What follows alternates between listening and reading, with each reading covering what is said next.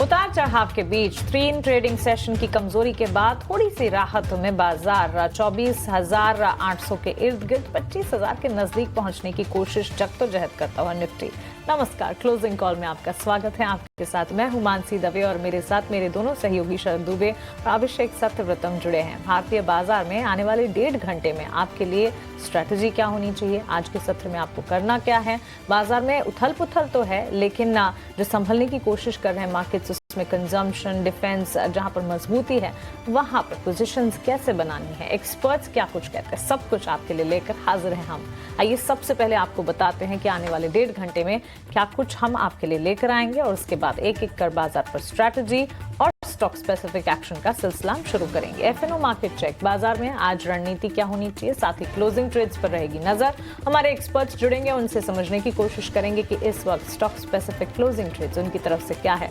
लगातार बाजार पर हमारी रणनीति जो है, एनालिसिस जो है, रिसर्च जो है, वो सब हम आपके सामने रख रहे हैं। नजरिया निकुंज का लगातार हम आपके सामने रख रहे हैं। वहीं ऑप्शन के चैंपियन 2:40 पर हमारी एक ऑप्शन की दमदार रणनीति लेकर एक्सपर्ट जुड़ेंगे, आपको बताएंगे ऑप्शन ट्रेड मार्केट एट 3 यानी कि 3 बजे एक्सचेंजेस पर ड्यूरिंग द एंटायर सेशन जो भी सारी चीजें आई हैं वो चीजों का लेखा जोखा लेकर एक्सचेंज बैक्ड एक्शन और उनमें से स्टॉक स्पेसिफिक मूव्स जो आपके लिए जानना जरूरी है आपको बताएंगे। बीटीएसटी एसटीबीटी ट्रेड्स 3:10 पर लेंगे, वहीं 3:20 पर इकोनॉमिक इंडिकेटिव एक्शन ट्रिगर्स ढेर सारे हैं जो कि आपके लिए जानना बेहद जरूरी है, उन ट्रिगर्स पर भी फोकस रहेगा। लेकिन आइए अजय अब एक बार मार्केट चेक समझते हैं और बड़ी बातों का फोकस करते हैं। बाजार तो देखिए 24,770-80 के लेवल्स के आसपास 25,000 के बिल्कुल नजदीक जाने की कोशिश करता हुआ, उम्मीद यही करेंगे कि ये साइकोलॉजिकल लेवल जो है से क्रॉस करने की कोशिश में कामयाब हो निफ्टी।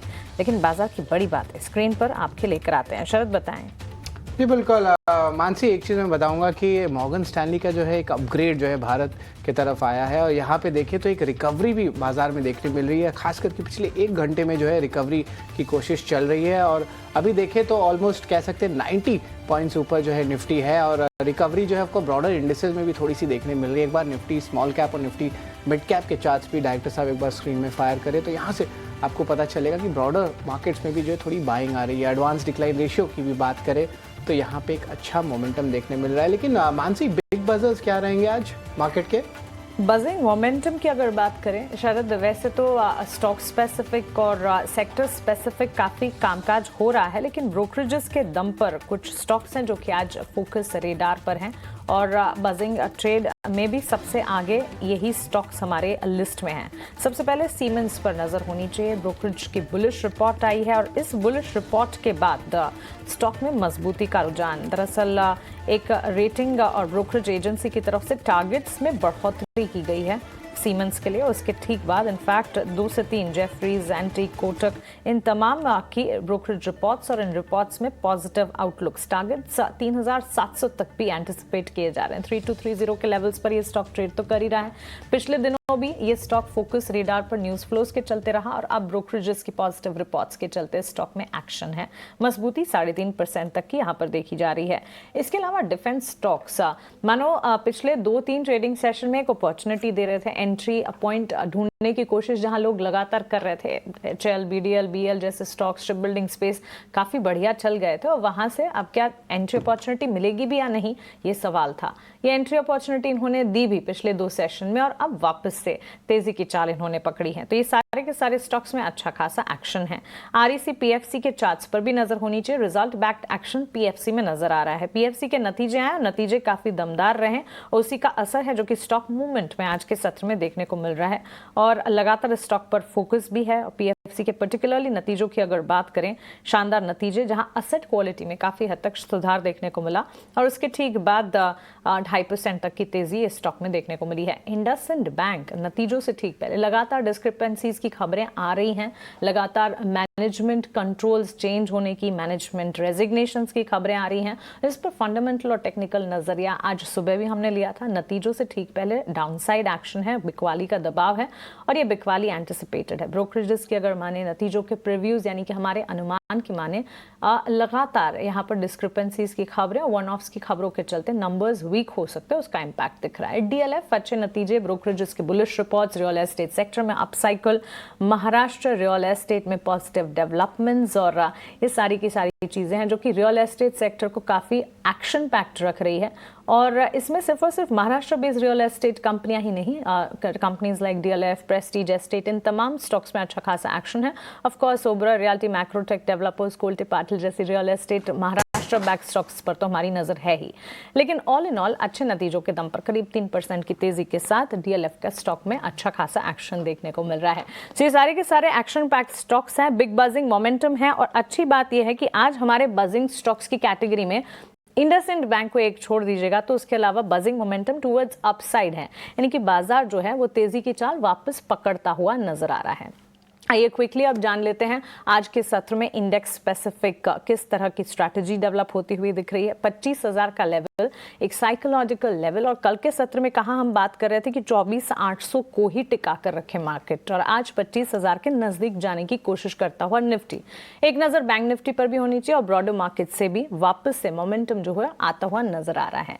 निफ्टी और बैंक निफ्टी संकेत, अभिषेक, हाई गुड आफ्टरनून। अच्छी मजबूती, और अभी थोड़ी देर पहले हम बात कर रहे थे कि अगर अभिषेक भी यहाँ मुंबई स्टूडियो में होते तो एक तो मॉनसून का भी मजा ले लेते मुंबई के, और हम और बातचीत भी कर पाते।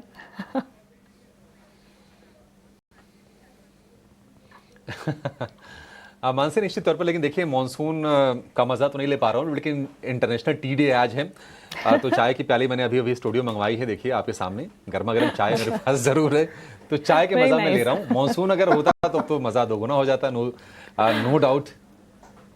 अभिषेक, चाय तो हो गया, बारिश भी हो गया, लेकिन एक चीज हम मिस कर रहे हैं अब बारिश में। मानसी, क्या चीज मिसिंग है? पकौड़े मिसिंग है। पकौड़े भी मिसिंग है।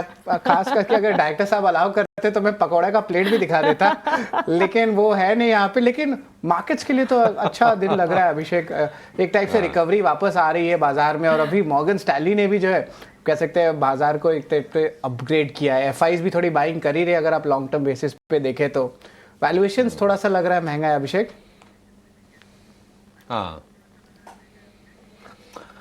शरद, कैसे देखें आज बाजार को? मतलब कश्मकश यही है, देखने का नजरिया आज आपको रखना पड़ेगा। अगर आप ऊपर से देखेंगे तो बाजार आपको नीचे देखेगा, नीचे से देखेंगे तो लग रहा है कि हाँ रिकवर कर रहा है।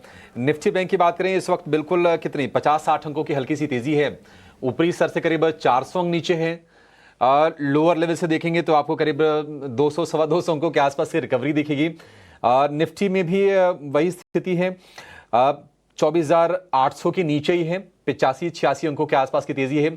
लोअर लेवल से फिर से थोड़ी बहुत बाइंग की कोशिश हो रही है, लेकिन आज की स्क्रीन देख के फिर से ये लग रहा है कि नहीं, एफआईज मिसिंग हैं। एफआईज ने जो कल दूरी बनाई 10,000 करोड़ रुपए के आसपास की कैश में नेट सेलिंग की, आज अभी एफआईज का फ्लेवर आया नहीं है बाजार में। वो शुरुआत में जो मोमेंटम दिखा, जो लोग थोड़े लेफ्ट आउट फील कर रहे थे, या फिर डीआईज ने थोड़ा और पैसा डाला होगा, इंस्टीट्यूशंस के पास है कैश, म्यूचुअल फंड्स के पास, शायद वो डिप्लॉय किया हो, ये हम कैश लगा के चल सकते हैं।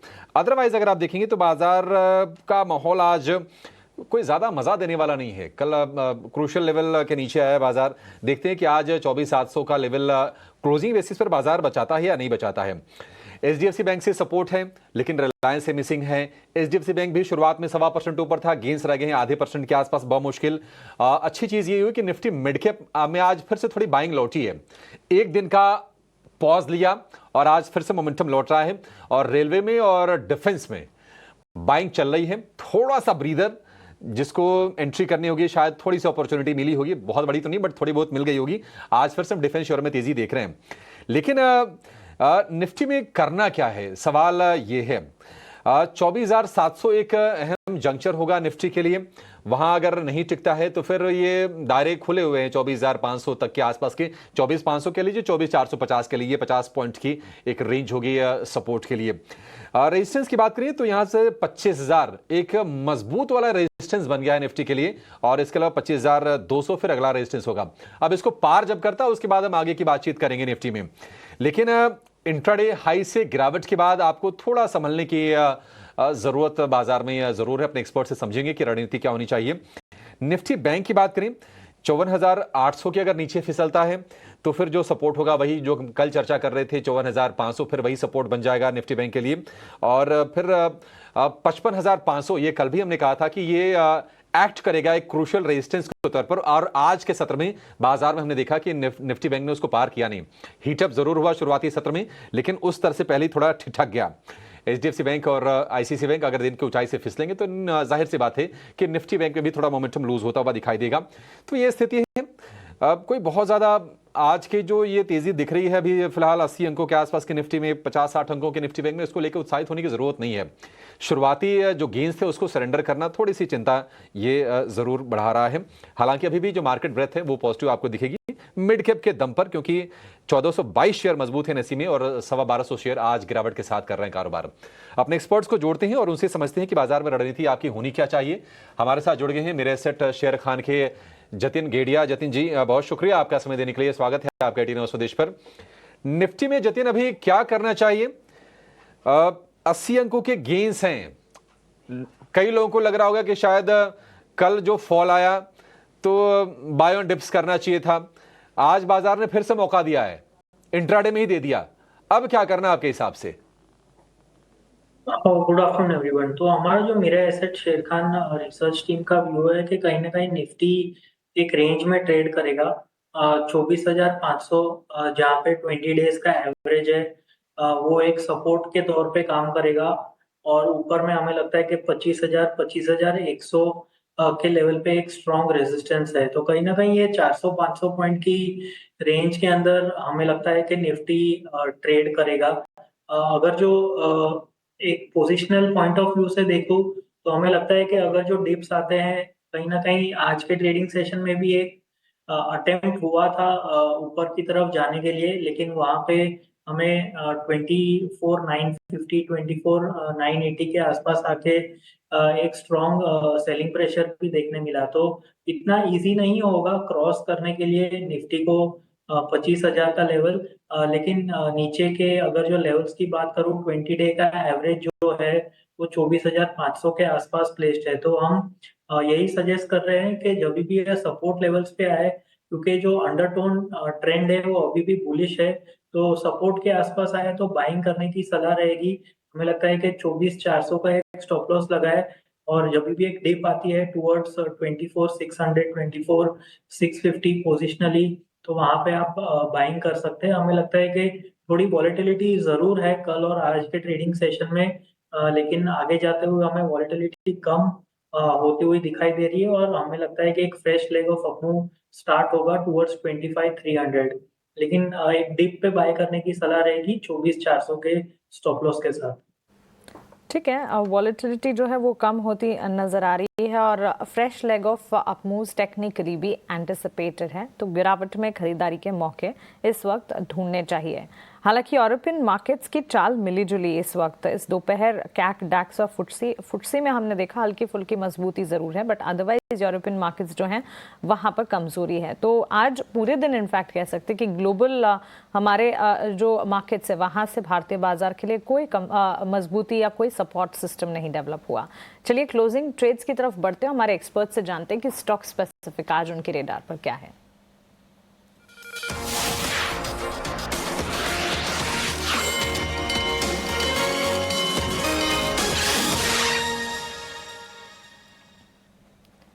गुड आफ्टरनून जतिन, बताइए इंडेक्स स्पेसिफिक तो अंडरटोन आपको बुलिश लग रहा है मार्केट का, गिरावट में खरीदारी के मौके आप ढूंढ रहे हैं। स्टॉक स्पेसिफिक भी क्या आज खरीदारी के ही मौके हैं? ये हम दो लॉन्ग साइड की तरफ के ट्रेड्स सजेस्ट करना चाहेंगे। जो पहला ट्रेड होगा वो भारतीय एयरटेल में होगा। तो भारतीय एयरटेल में हमने देखा है कि 2 वीक को एक फॉल के बाद स्टॉक अपने 40 दिन के एवरेज पे आके रुका है, और हमें जो अर्ली टाइम फ्रेम चार्ट है वहां पे ट्रेंड रिवर्सल के संकेत मिल रहे हैं। तो ये जो डिप आया है वो क्रूशियल सपोर्ट लेवल्स के आसपास आ गया है, और हमें लगता है कि यहाँ से फिर से एक अप ट्रेंड रिज्यूम होना चाहिए। तो भारतीय एयरटेल लॉन्ग करने की सलाह रहेगी। 1790 का स्टॉप लॉस रहेगा और ऊपर में 1865 के टारगेट्स रहेंगे। जो दूसरा रिकमेंडेशन रहेगा वो क्रॉम्पटन पे रहेगा।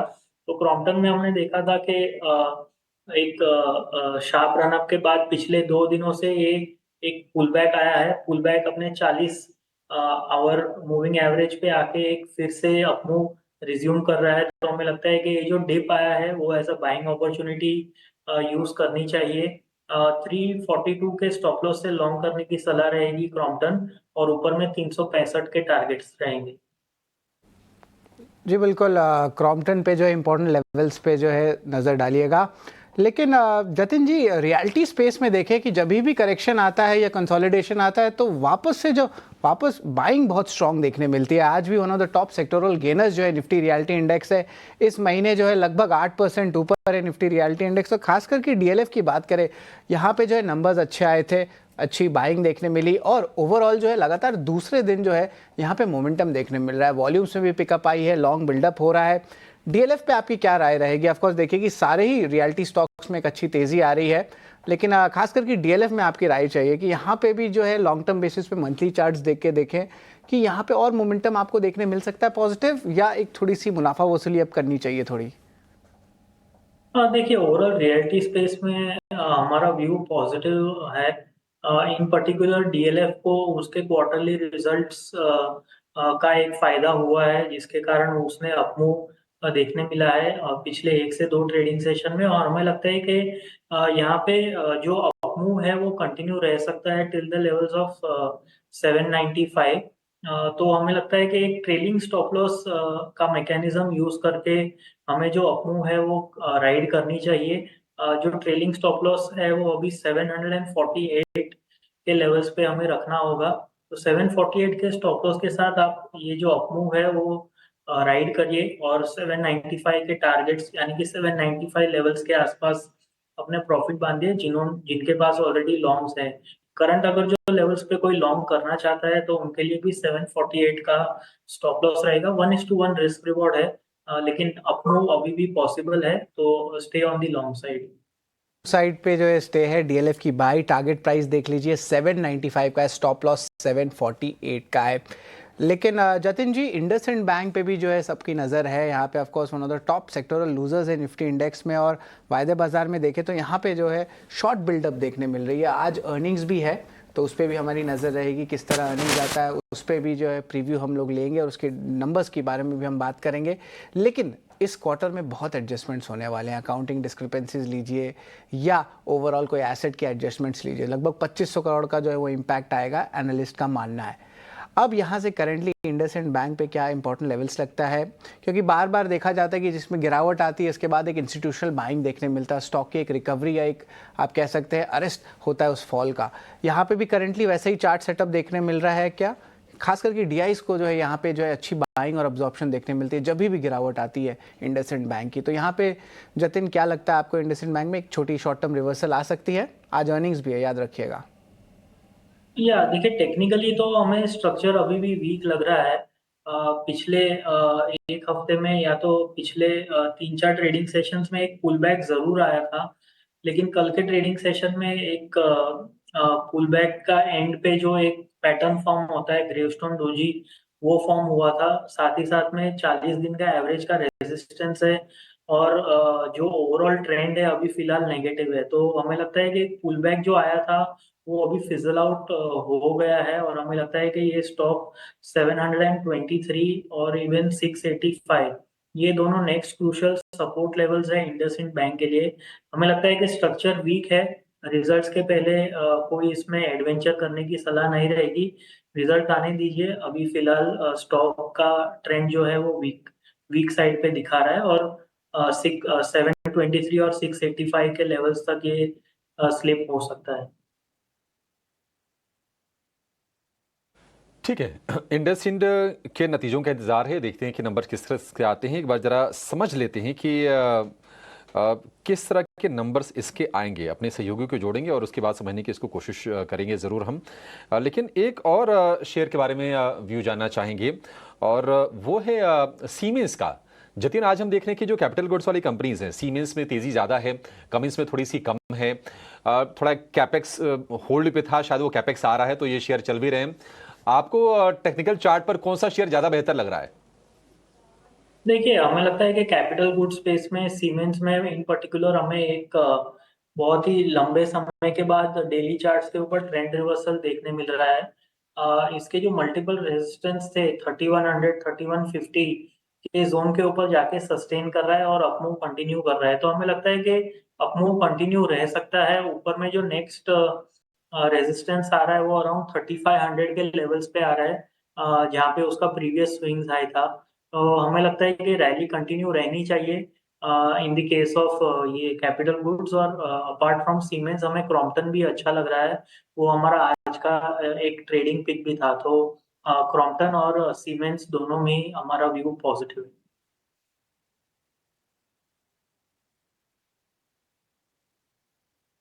ठीक है, सीमेंस के शेयर में तेजी आज हम देख रहे हैं और बाजार में थोड़ी वीकनेस जरूर आई है, लेकिन सीमेंस में हम देख रहे हैं कि इस वक्त डे हाई के आसपास कारोबार होता हुआ आपको दिखेगा।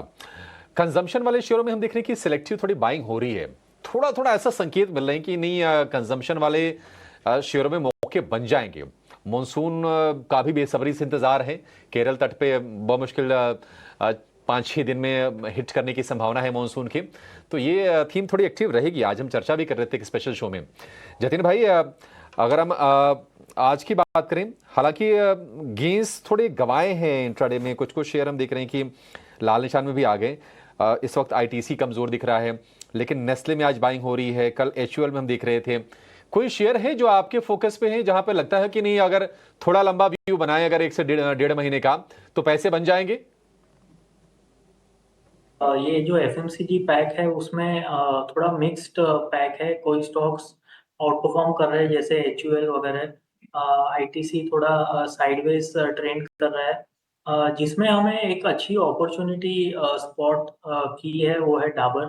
तो डाबर में हमने देखा है कि एक सस्टेन्ड डाउन मूव के बाद साइंस ऑफ ट्रेंड रिवर्सल है। ये स्टॉक अपने 20 डेज के एवरेज के ऊपर जाके सस्टेन कर रहा है। हमें लगता है कि स्ट्रक्चर डाबर में पॉजिटिव है। तो कंजम्पशन स्पेस में से डाबर हमारा प्रिफर्ड पिक रहेगा। और ऊपर में हम एक्सपेक्ट कर रहे हैं 515 और 525 के लेवल्स, जहाँ पे उसका 40 वीक का एवरेज है, यानी 200 डे मूविंग एवरेज है। तो हमें लगता है कि ये अपमूव में डाबर में हमें एक स्पॉट देखने को मिल सकता है। करंट लेवल्स पे अगर जो कोई लॉन्ग करता है तो इसमें एक 468 रुपीज का स्टॉप लॉस जरूर लगाए। ऊपर में 525 तक एक रैली हमें देखने को मिल सकती है। ठीक है, तो चलिए डाबर के स्टॉक प्राइस पर करीब 1.5% की तेज़ी के साथ इस वक्त कामकाज को तो देखने को मिल ही रहा है। लेकिन मेजर कंट्रीब्यूटर्स की अगर बात करें, आज के सत्र में हम देख रहे हैं भारतीय एयरटेल के स्टॉक में अच्छा खासा एक्शन देखने को मिला है। जतिन के फोकस रेडार पर भी है ये स्टॉक और उन्होंने अपने ट्रेड्स में भी स्टॉक का जिक्र किया। इसके अलावा अगर आप देखेंगे HDFC bank, TCS, Bajaj finance, ICICI bank जैसे सारे काउंटर्स है जहां पर अच्छा खासा एक्शन आज के सत्र में देखने को मिला है। दी फ्लिप साइड अगर देखेंगे बैंक्स एंड फाइनेंशियल्स में मेजर बैंक्स जैसे Kotak bank, IndusInd bank, JSW steel, ITC और कोल इंडिया, ये स्टॉक्स हैं जहां पर बिकवाली है। आईटीसी के नतीजे कल आने वाले, नंबर से ठीक पहले कॉशियस आउटलुक बनता भी है और ये कॉशियस आउटलुक आईटीसी के स्टॉक प्राइस में देखने को भी मिल रहा है। लेकिन ये तो सिर्फ आईटीसी की बात हुई है, डाइवर्सिफाइड एफएमसीजी स्पेस से जुड़ी कंपनी। लेकिन इसके अलावा अगर आप देखेंगे एफएमसीजी स्टॉक्स में आज अच्छा खासा एक्शन देखने को मिला है और इनफैक्ट सेक्टर स्पेसिफिक आज बाजार की चाल, लगभग सारे सेक्टर्स अच्छा एक्शन दिखा रहे हैं। लेकिन आउट परफॉर्मेंस जो चुनिंदा सेक्टर्स में से हैं, रियल्टी, फार्मा के साथ साथ एफएमसीजी पैक में भी अच्छी खासी मजबूती के बीच कामकाज देखने को मिल रहा है। एफएमसीजी के मेजर्स सारे के सारे लेकर आते हैं। HUL, Britannia, Nestle, Tata consumer, Dabur, ये सारे स्टॉक्स में अच्छी खासी मजबूती और साथ ही गोदरेज कंज्यूमर, मैरिको जैसे स्टॉक्स भी हैं जहां पर अच्छा एक्शन। कंजम्पशन थीम जतिन, वैसे अब यहाँ से ये एक ही थीम है और यही एक फैक्टर है जो कि सबसे ज़्यादा प्ले आउट करता हुआ दिखेगा आने वाले दिनों में। आने वाले एटलीस्ट एक क्वार्टर के लिए इस थीम पर फोकस भी रहेगा। कैसे देख रहे हैं एफएमसीजी ओवरऑल सेक्टर को आप?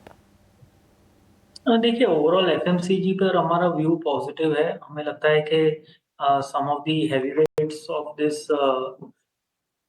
सेक्टर, जो हिंदुस्तान यूनिलीवर है, आईटीसी है, वो कहीं ना कहीं थोड़े रेंज में है। लेकिन हमें लगता है कि ये रेंज बाउंड कंसोलिडेशन जो हो रहा है वो एक अपमूव के बाद हो रहा है। तो next leg of the up move जब भी स्टार्ट होगा तो जो एफएमसीजी सेक्टर के स्टॉक्स है, हिंदुस्तान यूनिलीवर, मैरिको, डाबर, आईटीसी, ये सब में एक हमें रनअप देखने को मिल सकता है। करंटली एक कंसोलिडेशन रेंज में है, लेकिन ये कंसोलिडेशन ऊपर की तरफ ब्रेकआउट होगा, ऐसा हमारा मानना है। इसके लिए हम करंट लेवल्स पे डाबर एक प्रिफर्ड पिक रहेगी फ्रॉम द एफएमसीजी पैक, जिसमें हमें 525 तक का एक अप मूव देखने को मिल सकता है। तो एफएमसीजी पे व्यू पॉजिटिव है, डाबर प्रिफर्ड पिक है। ठीक है, डाबर प्रिफर्ड पिक है। एफएमसीजी ओवरऑल सेक्टर पर भी पॉजिटिव व्यू है और डाबर पर नजर होनी चाहिए। ऑलमोस्ट 1.5% की गेंस के साथ ये स्टॉक ट्रेड करता हुआ इस वक्त। लेकिन आइए आगे बढ़ते हैं और हमारे अगले segment big action stocks category की तरफ चलते हैं।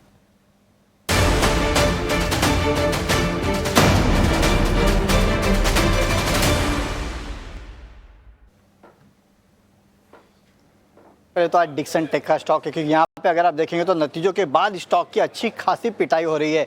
नतीजे उतने खराब नहीं थे, लेकिन आगे के कंपनी के जो लॉन्चेस होने वाले थे या फिर जो टाइप्स कंपनी ने किए थे और जो प्रोडक्शन शुरू होने वाला था वो दरअसल Q2 में होने वाला था, Q2 FY26 में, लेकिन वो जो प्रोजेक्ट्स है वो अब डिले हो चुके हैं, Q4 26 में होंगे। तो 2 महीने का डिले है और ये शायद स्ट्रीट को पसंद नहीं आया और इसके लिए आपने देखा स्टॉक प्राइस में अच्छी खासी गिरावट है। जेएम फाइनेंशियल ने स्टॉक को डाउनग्रेड भी किया है, बाय से अब होल्ड का कॉल, प्राइस टारगेट काटा है 16,500 से काट के 15,650 रुपये और इसके लिए आपने देखा है आज का सबसे बड़ा एक्सीडेंट अगर कोई स्टॉक है तो है डिक्सन टेक का। लेकिन BEL स्टॉक को आप देखिए, नतीजे आए थे, उसके बाद कल हमने देखा था मैनेजमेंट ने अपनी कमेंट्री दी थी, काफ़ी पॉजिटिव थी और आज ब्रोकरेज हाउसेस ने दरअसल इस काउंटर पे अपने प्राइस टारगेट जो है वो बढ़ा दिए हैं। नुवामा को आप देखिए खरीदारी की सलाह दे रहा है, प्राइस टारगेट 385 से बढ़ा के अब सीधे 430 का दे रहे हैं।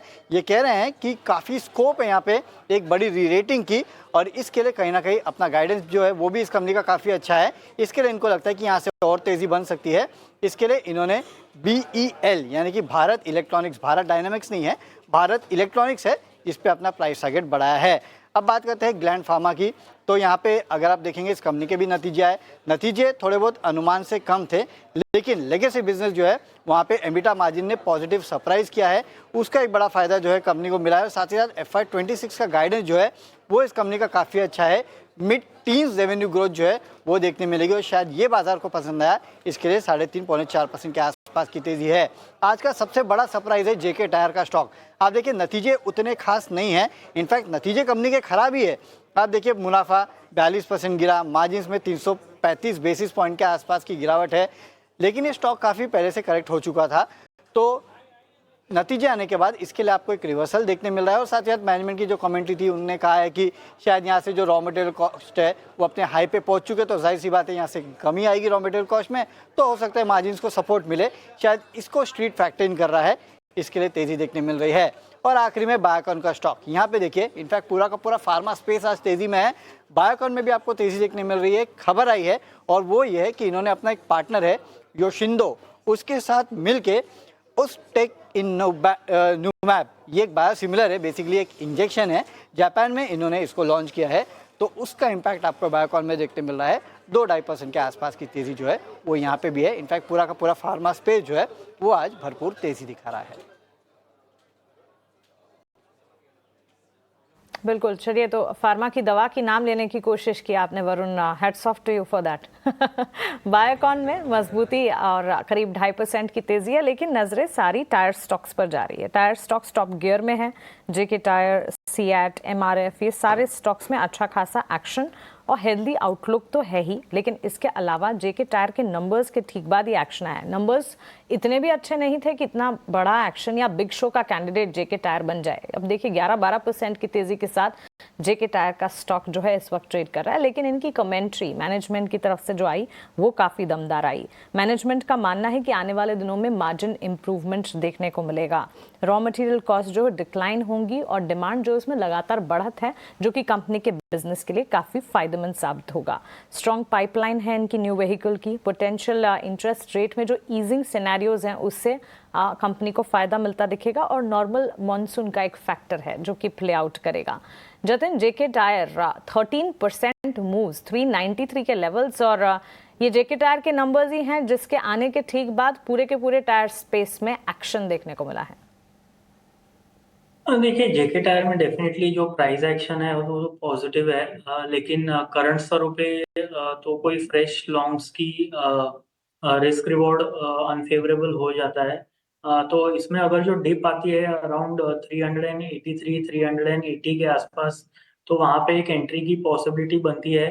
करंट अगर जो अपमूव है वो 414 से लेके 425 के लेवल्स तक कंटिन्यू रह सकता है। लेकिन बाय ऑन डिप्स की सलाह रहेगी, ओवरऑल ट्रेंड जो है वो पॉजिटिव है।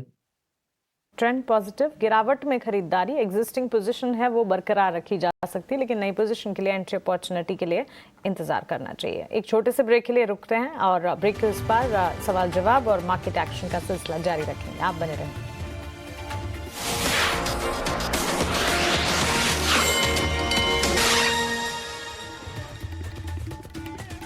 स्वागत है आपका क्लोजिंग कॉल्स में। और अब हमारे साथ दो और गेस्ट जुड़ चुके हैं। सबसे पहले अमोल अठवाले जो हैं आपके कोटक सिक्योरिटीज से, और नीरव वोरा भी हमें ज्वाइन कर रहे हैं जेएम फाइनेंशियल से। नमस्कार। और ऑफ कोर्स मार्केट्स की भी बात कर लेते हैं। तो खासकर कि अमोल ज़रा बताएं कि अभी मार्केट्स में थोड़ी सी एक रिकवरी भी आई है second half of the day में, आप कह सकते हैं 2 दिन की थोड़ी सेल ऑफ या वॉलेटिलिटी के बाद। तो यहाँ पे करंट लेवल्स पे आपको क्या लगता है, निफ्टी बैंक के क्या लेवल्स देख सकते हैं? और अपने कॉल्स भी जल्दी से बता दें अमोल। जी नमस्ते and good afternoon. I think आज काफी वोलाटाइल डे रहा है। कल के करेक्शन के बाद अगर हम मार्केट में देखते हैं तो मॉर्निंग में एक बाउंस बैक जरूर आया था, बट वो सस्टेन नहीं हो पाया। मुझे लगता है यही सेटअप थोड़े और दिन के लिए कंटिन्यू रहेगा, बट एक इमीडिएट सपोर्ट जो है निफ्टी के लिए वो 24,650 के आसपास रहेगा। अगर उसके ऊपर रहता है तो ये कहीं ना कहीं जो पुल बैक फॉर्मेशन है वो हम कंटिन्यू होते हुए देख सकते हैं। कॉल्स की अगर हम बात करेंगे तो मेरा पहला जो पिक है वो है पीएनबी हाउसिंग फाइनेंस का। पोजिशनल पॉइंट ऑफ व्यू से देख रहा हूँ 1050 के आसपास मैंने पिक किया था। टारगेट रहेंगे उसके 1100 और 1130 और स्टॉप लॉस रहेगा उसका 1030। एक तो ब्रॉडर टेक्सचर अगर हम चार्ट का देखते हैं तो काफी प्रॉमिसिंग है, higher high higher lows formation में है। करेक्शन को अपॉर्चुनिटी की तरह देखा जा सकता है। आई थिंक 1030 एक इंपॉर्टेंट सपोर्ट लेवल रहेगा। अगर ये लेवल के ऊपर स्टॉक सस्टेन होता है तो ये वापस से कहीं ना कहीं 1100 की तरफ बढ़ता हुआ हम देख सकते हैं। दूसरा मैं इन्फोसिस के साथ जाना चाहूंगा, ये भी पोजिशनल पॉइंट ऑफ व्यू से ही देख रहा हूँ। इन्फोसिस में आई थिंक 1565 के आसपास अभी चल रहा है। पोजिशनली टारगेट निकल के आ रहे हैं 1650 के और स्टॉप लॉस रहेगा उसका 1530 का। एक बड़े रैली के बाद 2 या 4 दिन में स्टॉक काफी कंसोलिडेट हुआ है, बट अगर हम बड़ा सेटअप देखते हैं तो सेटअप अभी भी पॉजिटिव ही है। कंसोलिडेशन है और कंसोलिडेशन भी पॉजिटिव साइड पे दिख के आ रहा है। मुझे लगता है अगर यहाँ से रिवर्सल होता है तो इन्फोसिस और ओवरऑल आईटी स्टॉक्स में एक टेक्निकल बाउंस बैक देखने के चांसेस काफी ब्राइट है। एक standard disclosure PNB housing finance हमने आज हमारे प्लेटफॉर्म में भी रिकमेंड किया है। जी बिल्कुल, पीएनबी हाउसिंग फाइनेंस और इन्फोसिस दोनों की बाई रेटिंग है। अमोल जी के ये पिक्स हैं।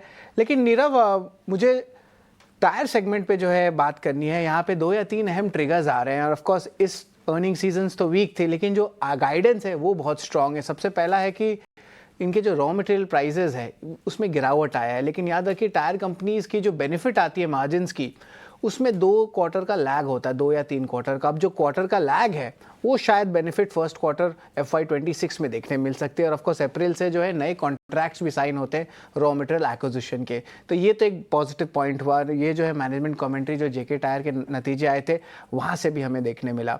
इसके अलावा रिप्लेसमेंट डिमांड जो है वो बढ़ सकता है, क्योंकि आपका ऑटो सेगमेंट में डिमांड बढ़ सकता है, क्योंकि एक अर्ली मानसून भी आ रहा है, तो इसमें भी एक मोमेंटम आ सकता है। और इंटरेस्टिंगली एक छोटा बेस है लेकिन एक्सपोर्ट्स बहुत अच्छा किए हैं इस बार। सारे नंबर्स मैंने चेक किए, 2 व्हीलर्स ये या इवन पैसेंजर व्हीकल्स का जो एक्सपोर्ट्स के लेके बात करेंगे तो नीरव, यहाँ पे टायर सेगमेंट में एज अ होल यहाँ पे बड़ी करेक्शंस देखने मिली थी। प्रेशर में भी था ये स्पेस 6 महीने से 1 साल तक ओवरऑल। जेके टायर भी दिखाया और बाकी सारे स्टॉक्स भी आप दिखाए ज़रा स्क्रीन पे डायरेक्टर साहब की टायर स्टॉक्स में एक अच्छी रैली देखने मिल रही है। तो करंट लेवल्स पे वैल्यूएशंस भी थोड़े सपोर्टिव है। तो नीरव ज़रा बताएं कि टायर सेगमेंट में जेके टायर की तो हमने रैली आज देख ली, बाकी सारे कौन से स्टॉक्स जो है जो आपको अट्रैक्टिव लग रहे हैं उस पर आपकी नज़र होनी चाहिए?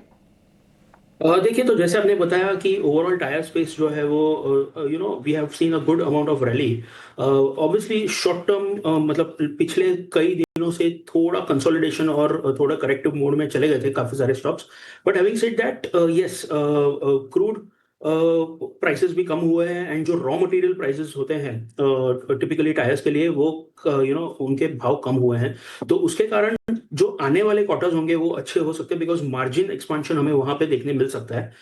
Having said that we are not very much bullish on this particular space, जो ये ऑटो कंपोनेंट स्पेस है, we are not very much bullish from a very long term perspective, but yes from a short to medium term perspective आप बोल सकते हो एक medium term 6-8 महीने का व्यू है, तो एक आध क्वार्टर शायद हमें एक और थोड़ा कंसोलिडेशन देखने मिले, उसके बाद शायद थोड़ा मार्जिन एक्सपेंशन हमें देखने मिले। तो इस पर्टिकुलर स्पेस में हमें सीएट और अपोलो टायर्स अच्छे लग रहे हैं, वैल्यूएशन वाइज भी थोड़े अट्रैक्टिव हैं as compared to other stocks. MRF पे तो हमारा व्यू नेगेटिव है, वैल्यूएशंस काफी स्ट्रेच लग रहे हैं वहां पर, बट अपोलो टायर्स एंड सीएट आप देख सकते हो इन केस अगर कुछ मार्केट में करेक्शन आ रहा है, ओवरऑल ब्रॉडर मार्केट में करेक्शन आ रहा है और ये स्टॉक्स आपको 5-7% सस्ते मिल रहे हैं, तो that can be looked from a medium term perspective. Apollo tyres और सीएट मिडिल टर्म बेसिस पे जो है आप ज़रूर नज़र डाल सकते हैं, और कोई भी करेक्शन आया 5 से 7% तो यहाँ पे अच्छी बाइंग अपॉर्चुनिटीज़ आ सकती है, ये नीरव का मानना है। लेकिन चलिए, पीएफसी ने अपने चौथे तिमाही के नतीजे जारी कर दिए हैं। नतीजे के बाद आगे के आउटलुक पर हमारे संवाददाता अनुराग शाह ने खास बातचीत की कंपनी की सीएमडी परमिंदर चोपड़ा से। हमारे साथ खास बातचीत के लिए मौजूद है पीएफसी की चेयरमैन और managing director madam Parminder Chopra. Ma'am, बहुत बहुत शुक्रिया आज ईटी नाउ स्वदेश को वक्त देने के लिए। नतीजे पेश किए हैं आपने कुछ ही देर पहले ही, आपकी कंपनी ने जो ग्रोथ है, प्रॉफिट है 21% तक बढ़ा है। इसके अलावा और क्या हाइलाइट्स रही, अगर आप हमारे दर्शकों को बता पाए, और FY26 के अंदर आप एयूएम का ग्रोथ का क्या गाइडेंस दे रहे हैं?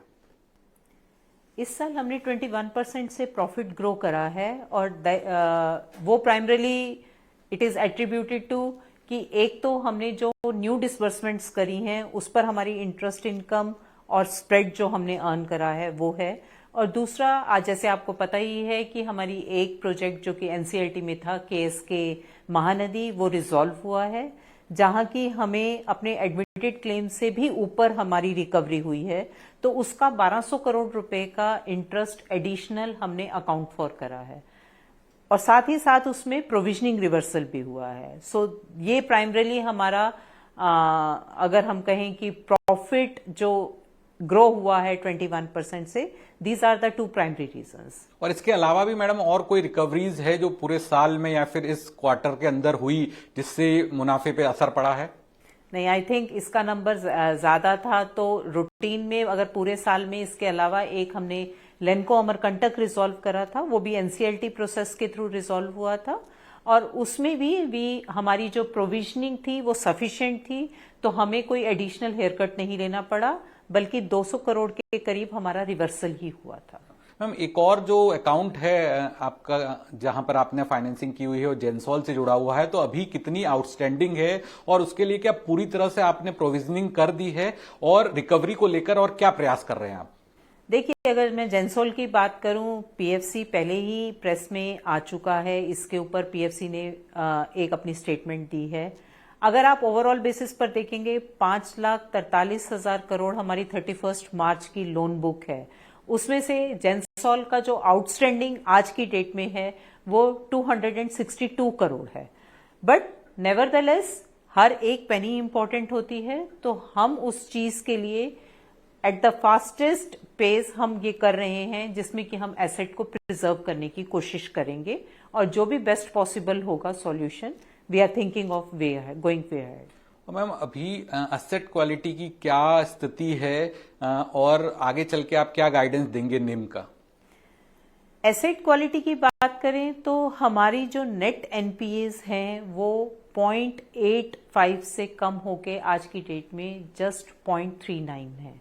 सो we have improved a lot. अगर 5 साल का पीछे का देखेंगे तो हमारे ग्रॉस एनपीए 50% तक हमारे एनपीएस रिजॉल्व हो गए हैं, और अभी भी आगे 2 प्रोजेक्ट्स हैं जो कि मेजर प्रोजेक्ट हैं, एनसीएलटी में है, जिसका कि हम रिजोल्यूशन एक्सपेक्ट कर रहे हैं। One is Sinnar thermal, other is India power Haldia, और 2 एसेट्स ऐसे हैं जिनका हम आउटसाइड एनसीएलटी रिजॉल्व करने की कोशिश कर रहे हैं, और वो भी एडवांस्ड स्टेज में है। मैम, अभी और कोई नए सेगमेंट हैं जो पीएफसी एक्सप्लोर करना चाहती हैं, क्योंकि मौजूदा किसी सेगमेंट में ज्यादा प्रेशर है? तो नहीं, ऐसा कुछ देखिए, पावर सेक्टर में अगर मैं अमाउंट की रिक्वायरमेंट देखूं तो 30 लाख करोड़ रिक्वायर्ड है रिन्यूएबल के लिए ही।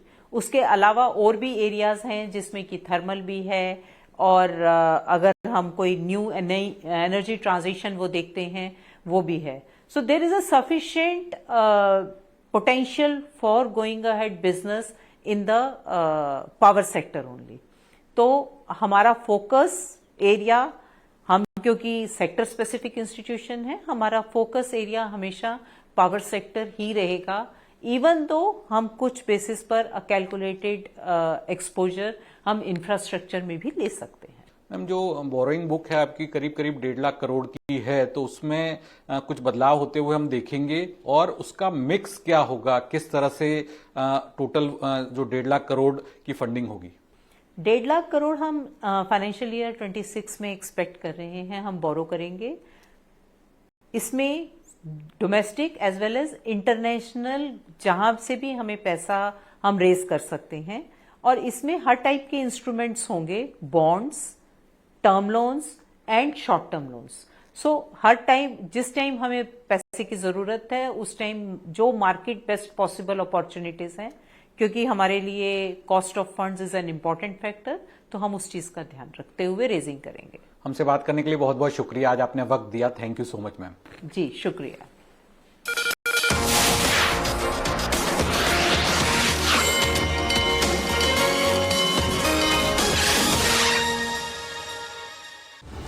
in association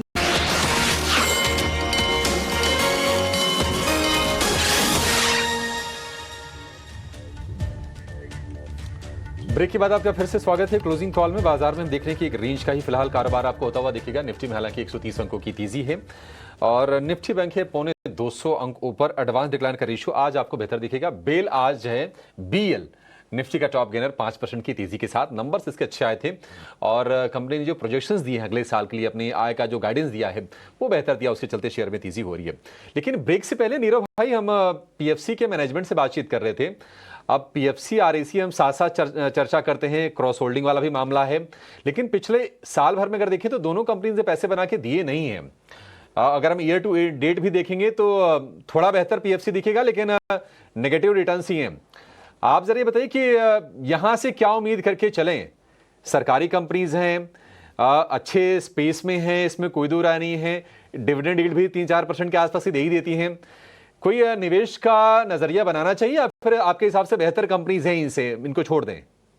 absolutely absolutely. देखिए, अगर हम FY25 की बात करते हैं तो जैसे आपने बताया कि पॉइंट टू पॉइंट शायद कोई रिटर्न्स ना बने हो या शायद नेगेटिव रिटर्न्स बने हो, बिकॉज उसके पहले अगर हम देखते हैं लास्ट 2 से 3 सालों में PSUs ने एक बहुत ही जबरदस्त एक बुल रन देखा था। वैल्यूएशंस भी थोड़े हिस्टोरिकल एवरेजेस के काफी ऊपर चले गए थे, एंड देन इवेंचुअली लास्ट 5 से 6 महीनों में हमने देखा एक अच्छा गिरावट ओवरऑल स्पेस में, बी इट NBFCs या फिर कोई भी सेक्टर को ले लीजिए, PSU स्टॉक्स अच्छे खासे करेक्ट हुए थे। अब इसके 2-3 कारण है। एक तो पिछले साल इलेक्शंस थे, तो जो केपेक्स की जो गतिविधि होती है गवर्नमेंट की, वो भी थोड़ी बैकफुट पर चली गई थी। प्लस जियोपॉलिटिकल कंसर्न्स भी रहे हैं लास्ट 2-3 महीनों में।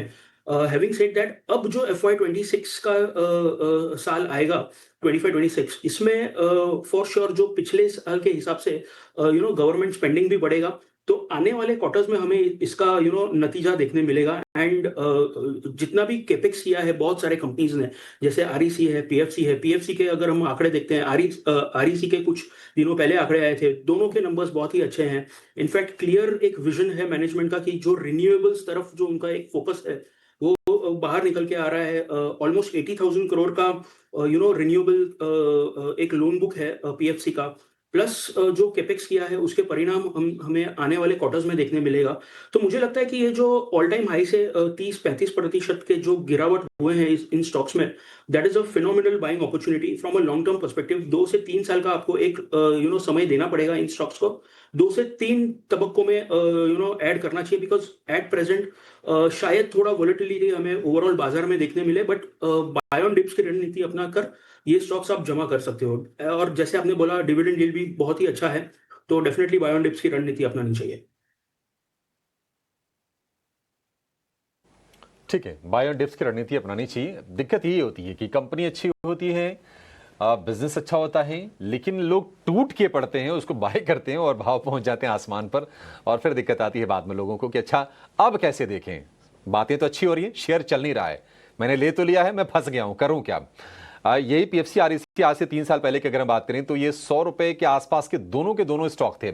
उसके बाद क्या गजब की रफ्तार हुई, 600 रुपए तक भाव पहुंचे, 550 रुपए के आसपास भाव पहुंचे, फिर करेक्ट हुए, अब थोड़े रिकवरी वाले फेज में जरूर है। तो अगर आपका नजरिया लॉन्ग टर्म का है तो आप इसमें बने रहिए। एक और सेगमेंट जरा पावर से जुड़ी हुई है, वो एग्जैक्टली पावर तो नहीं है बट पावर के वैल्यू चेन में है। ये एसी बनाने वाली जो कंपनीज हैं, इस पर जरा व्यू चाहिए, टेक्निकल चेक करते हैं। आज हम देख रहे हैं कि वैसे वोल्टास के शेयर में तेजी है, लेकिन वोल्टास हो, ब्लू स्टार हो, इन दोनों ने काफी निराश किया है। अगर हम मिड फेब से लेके मिड मार्च तक या मार्च लास्ट तक देखेंगे तो ऐसा लगा कि ये शेयर चल रहे हैं गर्मियों के आने से पहले, लेकिन उसके बाद जो इनमें रिवर्स गियर लगा कि थमने का नाम नहीं ले रहा है। वोल्टास में अमोल, ये आज जो 2.5% की तेजी है, इस पे क्या यकीन करना चाहिए? लॉन्ग की पोजीशन जिन्होंने बनाई है, क्या उसको लेके जाएं सौदे?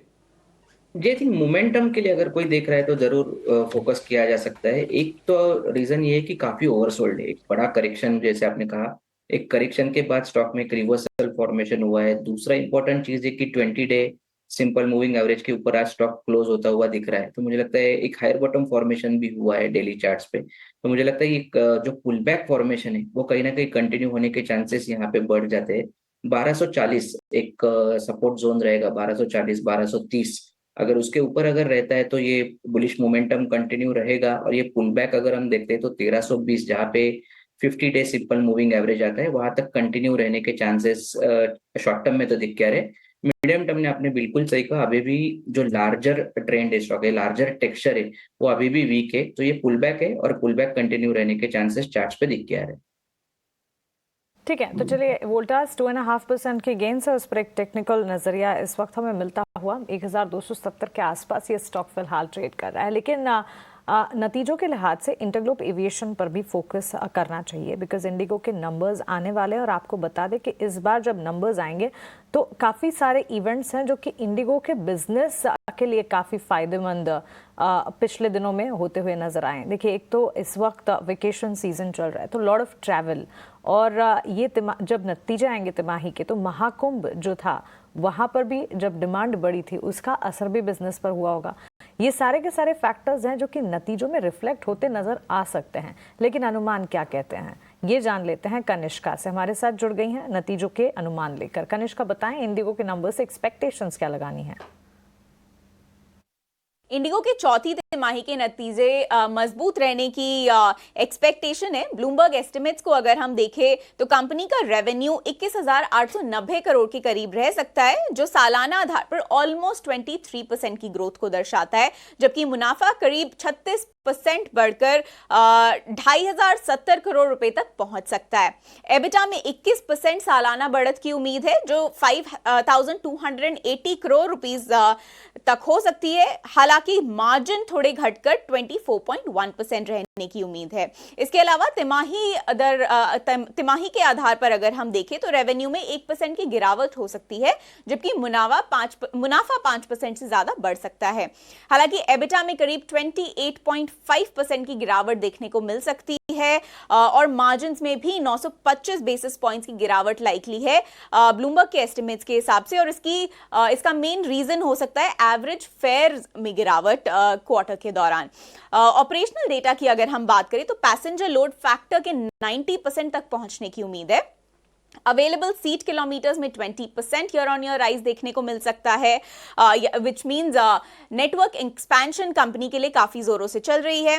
इसके अलावा कंपनी का बोर्ड जो है डिविडेंड अनाउंसमेंट भी कर सकता है। इसके अलावा कंपनी मैनेजमेंट कमेंट्री पर स्ट्रीट की कड़ी नजर रहेगी, specially Pratt and Whitney engine issues के वजह से फ्लीट अवेलेबिलिटी पर क्या इंपैक्ट है, इस पर मैनेजमेंट कमेंट्री पर कड़ी नजर रहेगी स्ट्रीट की। कुल मिलाकर इंडिगो के अच्छे नतीजे सामने आ सकते हैं, हालांकि लो एयरफेयर्स की वजह से मार्जिन्स पे थोड़ा इंपैक्ट हो सकता है। सारे फैक्टर्स हैं। शुक्रिया कनिष्का ये अनुमान हमें बताने के लिए, और मैनेजमेंट की कमेंट्री में ढेर सारी चीज़ें होंगी। बिजनेस के फ्रंट पर भी जो डेवलपमेंट्स हुए हैं तिमाही के दौरान वो भी मैनेजमेंट बताएंगे, और ख़ासतौर से ग्रोथ और ऑपरेशंस पर किस तरह के टेक अवेज आते हैं इस पर नजर रहेगी। All in all positive set of numbers की एक्सपेक्टेशंस हैं। अमोल आपसे जानना चाहेंगे, देखिए रेवेन्यू प्रॉफिट के फ्रंट पर अच्छे आंकड़े आने की उम्मीद हम लगाकर चल रहे हैं, और स्टॉक प्राइस में भी मोमेंटम, और ऑफ कोर्स आने वाली तिमाही के लिए भी इस वक्त जो सीजनलिटी फैक्टर है वो प्ले आउट करता दिखेगा। सो फैक्टर्स तो फंडामेंटली काफ़ी अच्छे नजर आ रहे हैं। टेक्निकली आपकी राय क्या होगी? ये मीडियम टर्म में अगर हम देखते हैं तो एक तो जब मार्केट में करेक्शन था तभी भी ये स्टॉक ने इतना बड़ा करेक्शन किया नहीं था। ऑफ कोर्स ये थोड़ा सा ये मंथ सीरीज में मई का जो सीरीज था वहां पे एक वोलाटाइल का मोमेंट देखने को मिला, बट अगेन स्टॉक ने बाउंस बैक किया और नया पे fresh all time high register किया था। सो बड़े सेटअप में कभी भी ऐसा लग नहीं रहा है कि एक बड़ा रिवर्सल कहीं दिख सकता है, बट एक रेंज वोलेटाइल होने के कारण शायद दोनों तरफ के मोमेंट्स हम आने वाले दिनों में देख सकते हैं। मुझे लगता है कि एक ट्रेडर्स के लिए, शॉर्ट टर्म ट्रेडर्स के लिए 5280, 5220 जहाँ पे 50 डे सिंपल मूविंग एवरेज आता है वो एक सपोर्ट जोन रहेगा, और ऑन द हायर साइड कहीं ना कहीं ये वापस से अगर ये पॉजिटिव मोमेंटम कंटिन्यू रहता है तो ये स्टॉक कहीं ना कहीं 5700 तक के रैली करने के चांसेस चार्ट्स पे दिख के आ रहे हैं। तो ये एक राय बनती हुई, और दोनों तरफ इनफैक्ट नंबर्स का इंतजार करेंगे, और उसके बाद स्टॉक के मूवमेंट को एक बार ज़रूर देखने की कोशिश करेंगे। लेकिन जहां हम एविएशन की बात कर रहे हैं और ये सारे स्पेसेस की जहां बात करें, leisure, entertainment, aviation space, hotel stocks में इंडियन होटल्स पर भी एक नज़र होनी चाहिए। 772 के लेवल्स पर करीब 2.5%, 3% गेंस के साथ इस स्टॉक में इस वक्त कामकाज देखने को मिल रहा है, और अच्छी खासी मजबूती यहाँ पर है ही। और इस पूरे के पूरे सेगमेंट पर एक फंडामेंटल नज़रिया भी क्लियरली होना चाहिए। नीरव, क्योंकि पिछले दिनों भी काफ़ी कुछ था जिसके चलते ट्रैवल फोकस रेडार पर था, एविएशन फोकस रेडार पर था, और आने वाले दिनों में भी इनफैक्ट मई का महीना ही देखा जाए तो मई और अप्रैल के महीने में ढेर सारे ट्रैवल्स होते हैं। क्या राय होगी, फंडामेंटल टेक आपका क्या है? इंडियन होटल जैसे स्टॉक्स तो काफ़ी चले भी हैं। यस तो देखिए, अगर हम इंडियन होटल्स की बात करें तो डेफिनेटली एक बहुत ही बेहतरीन अपसाइड देखा है हमने पिछले 2 से 3 सालों में। इनफैक्ट पोस्ट कोविड जो एक एक दौर था जब everyone wanted to travel, because 2 साल करीबन ट्रैवल वाज कंप्लीटली हैमर्ड। वहां से हमने देखा है कि एक बहुत ही अच्छा जोर पकड़ा है, प्लस ओवरऑल कंपनी में भी बहुत सारा रिस्ट्रक्चरिंग हुआ है, एंड जो उनके प्रोडक्ट्स हैं, मतलब जो रूम्स हैं वो काफी सारे बड़े हैं पैन इंडिया। तो ऑल सेड एंड डन एक बहुत ही बेहतरीन कंपनी है from a long term perspective. But अगर शॉर्ट टू मीडियम टर्म मेरा व्यू है तो शायद ज्यादा अपसाइड यहाँ से शायद ना दिखे, बिकॉज वैल्यूएशन कंसर्न हमें दिख रहा है यहाँ पे। तो इस स्टॉक पर हमारा बाय रेटिंग था, बट पिछले क्वार्टर में जब आंकड़े आए थे एंड वैल्यूएशंस काफी हायर साइड पर चले गए थे, तो हमें लग रहा था कि शायद कहीं ना कहीं एक कंसोलिडेशन देखने मिले, और हमें लग रहा है कि शायद एक आध क्वार्टर और ये कंसोलिडेशन हमें देखने मिले। तो from a short to medium term perspective मैं यही बोलूंगा कि होल्ड करके चलना चाहिए इस पर्टिकुलर स्टॉक को। बहुत बड़ा अपसाइड यहाँ से शायद ना दिखे, but from a long term perspective yes definitely overall ये थीम जो है ट्रैवल टूरिज्म का, that should do very well from a 3-4-5 year perspective. तो थोड़ा लंबा समय आपको देना पड़ेगा इसके लिए, एंड लॉन्ग टर्म पर्सपेक्टिव से आप इसको 2 से 3 तबक्के में ऐड कर सकते हो। बिल्कुल इंडियन होटल्स पे जो है नज़र रखेंगे। नीरव के राय है, और एक इंटरेस्टिंग फैक्ट मैं आपको बता देता हूं कि 2 ही एक मात्र होटल हैं आपके माफ़ करिएगा इंडियन होटल्स के जो ऑलमोस्ट 25% एबिटा कंट्रीब्यूट करते हैं। एक है आपका जो ताजमहल है जो कोलाबा में लोकेटेड, और एक बॉम्बे में ही है बीकेसी जो ताज लैंड्स है उसमें। सोचिए सिर्फ 2 ही ताज के प्रॉपर्टीज़ 25% एबिटा कंट्रीब्यूट करते हैं। लेकिन इसके अलावा जो है ऑफकोर्स टेक्निकली पीबी फिनटेक पे मेरी नज़र है। यहाँ पे जो है पिछले 3 सेशन में जो है आप देखते हैं एक रेंज बाउंड रिएक्शन आ रहा है, पर टुवर्ड्स अ पॉजिटिव बायस देखने मिल रहा है। पीबी फिनटेक आज दिन के ट्रेड में डेज हाई लेवल पे ऑलमोस्ट 1700 के ऊपर लेवल्स पे आए हुए हैं, और ये एक इंपॉर्टेंट सपोर्ट भी बना रहा है। इसके नीचे जा नहीं रहा है स्टॉक, अगर आप 8 से 10 दिन के ट्रेडिंग डेज के चार्ट देखें तो यहाँ पे जतिन इंपॉर्टेंटली पीबी फिनटेक पे लग रहा है कि यहाँ पे और मोमेंटम देखने मिल सकता है। समथिंग लाइक 1740 टू 1780 के लेवल्स तक एक पुश आ सकता है। के ये जो पिछले 3 दिनों का जो फॉल हुआ था वो एग्जैक्टली अपने 40-डे एवरेज पे आके रुका है और वहां से हमें एक शार्प अपमूव भी देखने को मिल रहा है। तो हमें लगता है कहीं ना कहीं ये जो सेलिंग प्रेशर है वो अभी थम गया है और ये स्टॉक जो है अभी अराउंड 1860 तक का एक अपमूव दिखा सकता है। वहां पे वीकली अपर बोलिंगर बैंड का रेजिस्टेंस है। तो यस, सपोर्ट पे आके अच्छी खासी बाइंग इंटरेस्ट देखने को मिल रही है। तो रैली कंटिन्यू रहनी चाहिए। जिनके पास ऑलरेडी है वो लॉन्ग्स होल्ड करके रखे 1650 के स्टॉप लॉस के साथ और ऊपर में 1860 के टारगेट्स रहेंगे। और एक और न्यू एज टेक कंपनी है जो मेरे रडार में है, वो है इटर्नल जोमेटो। यहाँ पे देखें तो ऑफकोर्स मई के महीने में 246 लेवल से जो है बड़ी करेक्शन आई थी और अब जो है 225 टू 230 के लेवल्स पे जो है आप देख सकते हैं यहाँ कंसोलिडेशन आ रहा है। पिछले 3 सेशन में देखिए कि इटर्नल जो है यहाँ पे वॉल्यूम्स जो है मार्केट को होल्ड कर रहा है।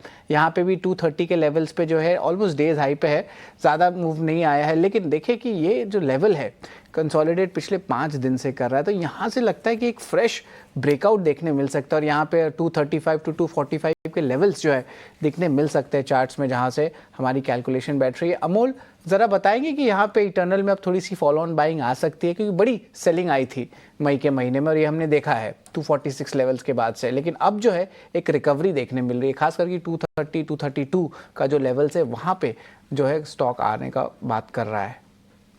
जी बिल्कुल, आपने सही कहा। एक ऐसा लग रहा था 2-3 दिन पहले कि शायद ये स्टॉक रेंज ब्रेकआउट करके ऊपर की तरफ निकल जाएगा, बट जो रिवर्सल हुआ और उसके बाद जो करेक्शन हुआ, ये दो थोड़े से फैक्टर ऐसे थे जिसने शॉर्ट टर्म का जो सेटअप था वो काफी हद तक डिस्टर्ब किया है। मुझे लगता है कि शॉर्ट टर्म में या मीडियम टर्म में अगर हम देखते थे तो स्टॉक एक रेंज में चल रहा है और अभी का जो करेक्शन के बाद एक रेंज सपोर्ट के आसपास चल रहा है। वहीं पे अगर हम देखते हैं तो 50-डे सिंपल मूविंग एवरेज है और रिवर्सल फॉर्मेशन आज हुआ है। मुझे लगता है कि पोजिशनल पॉइंट ऑफ व्यू से जरूर देखा जा सकता है। शायद थोड़ा सा टाइम लेगा, 1-2 दिन का कंसोलिडेशन हम और देख सकते हैं स्टॉक में, बट लेवल्स अच्छे हैं। अगर 225 223 के आसपास स्टॉक कंफर्टेबली ट्रेड होता है तो मुझे लगता है कि एक वापस से एक टेक्निकल बाउंस बैक स्टॉक में एक्सपेक्ट किया जा सकता है। ऑन द हायर साइड अभी के लिए जो एक इमीडिएट रेजिस्टेंस जोन रहेगा जो 240 के आसपास रहेगा, 240 और 245, ये दो अभी रेजिस्टेंस जोन रह सकते हैं। ऑन द फ्लिप साइड अगर ये स्टॉक कहीं वापस से 223 के नीचे अगर स्टॉक ट्रेड होने लगेगा तो मुझे लगता है थोड़ा सा सेलिंग प्रेशर और बढ़ने के चांसेस चार्ट्स पे दिख के आ रहे हैं। इस पे जो है इंपॉर्टेंट व्यूज आ रहे हैं इटर्नल को लेके जोमेटो पे, और करंट लेवल्स पे जो है यहाँ पे एक इंपॉर्टेंट सपोर्ट भी बन रहा है। लेकिन चलिए एक ब्रेक लेते हैं। ब्रेक के बाद जो है BTST STBT ट्रेड्स और इवेंट्स टू वॉच पे हमारी रहेगी नजर।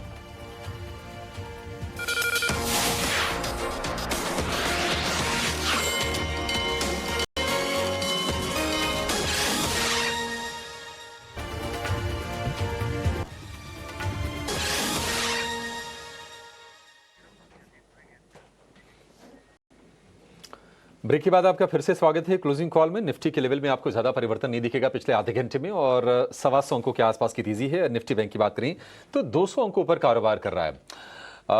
दो मेहमान हमारे साथ जुड़े हुए शो में, जतिन गेडिया हैं, आपको टेक्निकल व्यू दे रहे हैं शेयरों पर, और नीरव वोरा हैं जो कि आपको फंडामेंटली गाइड कर रहे हैं। नीरव जी, एक कंपनी जो पिछले 2 दिन फोकस में रही, प्रोटीन EGV टेक, पैन 2.0 से उनको बाहर किया गया, एक बड़ा सेटबैक क्योंकि आय का बड़ा हिस्सा वहां से आता है और हमने शेयर की पिटाई होती हुई देखी। आज ये शेयर संभलता हुआ थोड़ा दिख रहा है, लेकिन कुछ बड़े जो निवेशक हैं वो आज कुछ ब्लॉक्स भी लगे हैं एग्जिट के लिए। थोड़ा शेयर संभला है, लेकिन क्या इस पर यकीन करें? आपको लगता है कि गिरावट का दौर पीछे छूट गया और अब शेयर रिकवर करेगा क्या? आज तो इसके नतीजे भी आने वाले हैं। तो देखिए, ये कंपनी तो बहुत ही अच्छी है, बट ओवरऑल जैसे हम बोलते हैं कि आउट ऑफ सिलेबस कभी क्वेश्चन आ जाता है, वैसे ही इस पर्टिकुलर कंपनी के लिए जो पिछले 2-3 दिन पहले जो न्यूज़ आए थे वो ऐसा ही लग रहा था कि आउट ऑफ सिलेबस है, कि बिकॉज पैन 2.0 का जो एक बड़ा ही प्रोजेक्ट जो चल रहा है शायद इनको ये ऑर्डर मिलने वाला था, बट अनफॉर्चुनेटली ये ऐसे नहीं हुआ एंड प्रोबेबली वैल्यूएशंस भी थोड़े हाई लेवल पे ट्रेड कर रहे थे। इनफैक्ट पिछले 15-20 दिनों में ये स्टॉक चला भी था, 1400-1450 ऑड लेवल्स के आसपास पहुंच चुका था, but unfortunately the news came out and the stock got corrected by almost 30%। But having said that, देखिए अच्छी कंपनी है, लॉन्ग टर्म का अगर किसी का नजरिया है तो आप इसे होल्ड करके चल सकते हैं। आज आंकड़े देखने पड़ेंगे Q4 के कैसे हैं, शायद थोड़े मोरलेस कोई इतने खास आंकड़े नहीं होने चाहिए। बट हैविंग सेड दैट, एक करेक्शन ऑलरेडी देख लिया है, तो वीक आंकड़े होने के बावजूद भी शायद ये स्टॉक यहाँ पे संभल जाए। बट मैनेजमेंट ने क्लियरली कहा है कि जो उनके ऑनगोइंग प्रोजेक्ट्स है उनमें उन्हें कोई कोई एडवर्स न्यूज़ या कुछ ऐसा नहीं लग रहा है। सो मेरे हिसाब से ये जिसके पास भी है ये शायद चल होल्ड करके ही चलना चाहिए। नई खरीदी अभी के लिए अवॉइड करिए। लेट्स सी Q4 नंबर्स कैसे हैं एंड ये इसका ट्रेंड कैसे चल रहा है अगले 1-2 हफ्ते में, उसके बाद हम इस पे ज़्यादा राय दे सकते हैं। नतीजे देख लेंगे, मैनेजमेंट की कोई ना कोई कमेंट्री भी आएगी कंपनी के परफॉर्मेंस को लेकर, और ये जो झटका लगा है आयकर विभाग से उसको लेकर। एक और कंपनी आज हम देख रहे हैं कि फार्मा में बाइंग हो रही है, और फार्मा में हमारे जो डोमेस्टिक प्लेयर्स हैं वहाँ पर बाइंग हो रही है, और जो मल्टीनेशनल कंपनीज के शेयर भारत में लिस्टेड हैं वहाँ पर भी तेज़ी हो रही है। ग्लैक्सो स्मिथ क्लाइन यानी कि GSK फार्मा, जतिन 3-4 सत्र से ये शेयर कमज़ोर था और आज एक झटके में पूरी भरपाई की कोशिश हो रही है। 4% ऊपर है, डे हाई से थोड़ा सा नीचे जरूर है, लेकिन मोमेंटम इसमें अच्छा आज बना हुआ है दिन के दौरान। और चलेगा क्या? देखिए, in the case of Glaxo, yes, हमें लगता है कि कहीं ना कहीं जो अपमूव है वो जरूर कंटिन्यू रह सकता है। अगर जो मैं लेवल्स की बात करूं तो इसमें जो 3140 तक का एक अपमूव देखने को मिल सकता है हमें। डेली चार्ट्स पे आज जो अपमूव आया है वो एक 5 दिनों के मूव, डाउन मूव को एनगल्फ करके ऊपर की तरफ एक अच्छा पॉजिटिव क्लोज दे रहा है। तो यस, कंटिन्यू रह सकता है। इमीडिएट हर्डल 3045 पे है और उसके ऊपर का जो लेवल बन रहा है वो 3150 तक का है। हमें लगता है कि 1 से 2 ट्रेडिंग सेशंस में ये शार्प अपमूव हमें देखने को मिल सकता है। जी बिल्कुल, एक शार्प अपमूव GSK फार्मा में जतिन की राय है। लेकिन नीरव, यहाँ पे जो है कैपिटल गुड्स को लेके जो है मेरा सवाल आता है कि यहाँ पे ABB इंडिया को एक बार चार्ट पे लाएंगे। यहाँ पे देखिए अच्छी बाइंग देखने मिल रही है, और यहाँ पे लगभग आप कह सकते हैं कि स्टॉक में अच्छी उछाल है, और towards the days high level पे अब आ चुका है। 5880 लेवल्स के ऊपर है, ऑलमोस्ट 5600 लेवल्स, 900 लेवल्स को माफ़ करिएगा टच कर सकता है। तो यहाँ पे थोड़ी सी जो है बाइंग देखने मिल रही है। लेकिन ऑफ कोर्स सवाल हमेशा रहता है कि वैल्यूएशंस महंगे रहते हैं आपके कैपिटल गुड्स को लेके, खास करके MNCs को लेके। बट एक आप कह सकते हैं कि एक एरिया ऑफ कंफर्ट भी आता है, और इनकी जो कमेंट्री आती है उसमें एक अच्छी मोमेंटम देखने मिलती है। इनके ग्लोबल पीएस की कमेंट्री कभी कभी जो है मिक्सड रहती है, लेकिन जो भारत के डोमेस्टिक बिजनेस है वहाँ पे अच्छी मोमेंटम जो हमने 2-3 क्वार्टर में ऑलरेडी देखी है, पेरेंट कंपनी भी बताएं। तो यहाँ पे ABB इंडिया कैसे प्लेस है अमोल, ज़रा बताएंगे? और इंटायर कैपिटल गुड्स पैक ये कैसा लग रहा है अभी?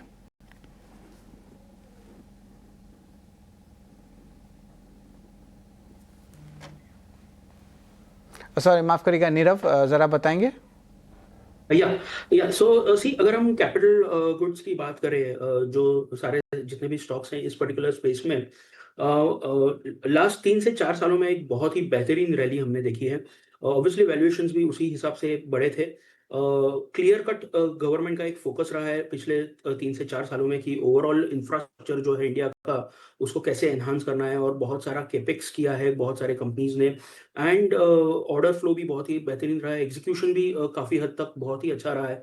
बट हैविंग सेड दैट, पिछले 1 साल में हमने देखा है कि एक अच्छा खासा कंसोलिडेशन में रहा है ये पूरा space. Not only ABB but L&T है, या फिर कमिंस इंडिया है, थर्मैक्स है। Overall infrastructure as a space एक अच्छा कंसोलिडेशन के थ्रू गुजर रहा था। इनफैक्ट एक अच्छे करेक्शन में भी हमने देखा था इस पर्टिकुलर स्पेस को पिछले 5-6 महीनों में। जैसे मैंने पहले भी बताया इसी शो में कि जो गवर्नमेंट का स्पेंडिंग था वो थोड़ा बैकफुट पे चला गया था because of many reasons, but now again अभी लग रहा है कि वापस वो फ्रंट फुट पे आ जाएंगे, एंड आने वाले क्वार्टर्स में हमें दिख सकता है कि स्पेंडिंग धीरे धीरे करके बढ़ेगी। तो ऑब्वियसली फ्रॉम दैट पर्सपेक्टिव हमें लग रहा है कि ये सारे स्टॉक्स धीरे धीरे करके मोमेंटम में आ रहे हैं, एंड Q1 जो नेक्स्ट क्वार्टर के नंबर्स होंगे वो बहुत ही करीबी से हम देखेंगे। बिकॉज क्लियरली वहाँ पे मैनेजमेंट की कमेंट्री भी हम सुनेंगे कि क्या एग्जैक्टली कितना हद तक उनका कैपेक्स जो हुआ है फ्रूटफुल होगा आने वाले क्वार्टर्स में, उसका जो परिणाम होगा वो कैसे दिखेगा, वैल्यूएशन में कैसे रिफ्लेक्ट करेगा, कहीं वो भाव में आ गया है नहीं आया है, और यहाँ से और मोमेंटम कितना पिकअप करेगा। सो ऑल इन ऑल बहुत सारे डेटा पॉइंट्स हैं जो हमें अभी भी देखने पड़ेंगे, but yes from a short term perspective थोड़ा मोमेंटम लग रहा है इसमें। Again from a long term perspective बहुत ही बेहतरीन स्पेस है इंफ्रास्ट्रक्चर को लेकर के, but I will not be very very aggressive in this particular space at this point in time. एक आध क्वार्टर हमें समझना पड़ेगा कैसे थिंग्स पैन आउट हो रहे हैं, बिकॉज जियोपॉलिटिकल जो ओवरऑल ग्लोबल न्यूज है उसको भी हमें मद्देनजर रखना पड़ेगा, क्योंकि बहुत सारे कंपनीज एक्सपोर्ट भी कर रहे हैं, तो उस नजरिए से थोड़ा कॉशियस व्यू भी रहना बेटर है। कॉशियस स्टांस ज़रूर है इस स्पेस पे कुछ नाम पे, लेकिन आप चलिए डिक्सन टेक पे नज़र डालते हैं।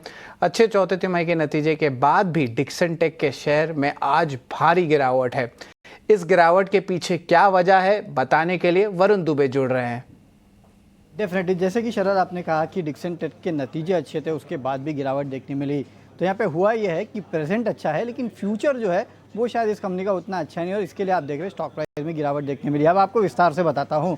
आय में आप देखिए 121% की बढ़ोतरी है। कंपनी का मुनाफा जो है वो करीब 321% बढ़ा है, 95 करोड़ से बढ़ के सीधे 401 करोड़ पे आया है, और एबिटा मार्जिन में भी अच्छी खासी बढ़ोतरी देखने मिली है। जो मोबाइल और ईएमएस बिजनेस है वहाँ से कंपनी को काफ़ी फायदा मिला है, ऑपरेटिंग लेवरेज भी प्ले होते हुए नजर आया है। लेकिन ये कंपनी जो है वीवो के साथ मिलकर प्रोडक्शन शुरू करने वाली थी, साथ ही साथ HKSA के साथ मिलके ये सब असेंबलीज जो है वो लगाने वाली थी, और ये दरअसल Q2 में आने वाला था। लेकिन अब खबर ये आई है कि इसको डिले कर दिया गया है, डिले किया है 2 क्वार्टर से, यानी कि अब ये शुरुआत जो है वो Q4 से होने वाली है। तो सबसे बड़ी दिक्कत तो ये है।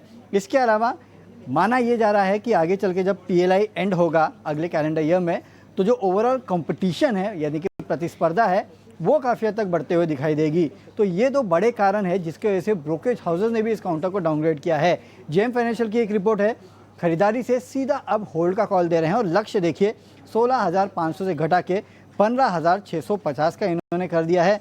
इन सब चिंताओं की वजह से इन्होंने अपना EPS एस्टिमेट जो है उसको भी काट दिया है। FY 26-27 के लिए 6 से 7% के आसपास की कटौती की है। साथ ही साथ इनका ये भी कहना है कि स्टॉक के वैल्यूएशन जो है वो महंगे है, इसके लिए यहाँ से इनको ज़्यादा अपसाइड जो है वो भी इस काउंटर पे दिखाई नहीं दे रहा। तो नतीजे अच्छे, लेकिन कंपनी के जो ओवरऑल आगे ग्रोथ है जिसके ऊपर डिपेंड करती थी, यानी कि जो नए कमेंसमेंट करने वाले थे ये प्रोडक्शन लाइन का, वो थोड़ा बहुत डिले हुआ है, और शायद इसके वजह से लोगों ने इसको डाउनग्रेड भी किया है, और स्ट्रीट को ये पसंद नहीं आया। इसके लिए आपने देखा स्टॉक की पिटाई हो गई।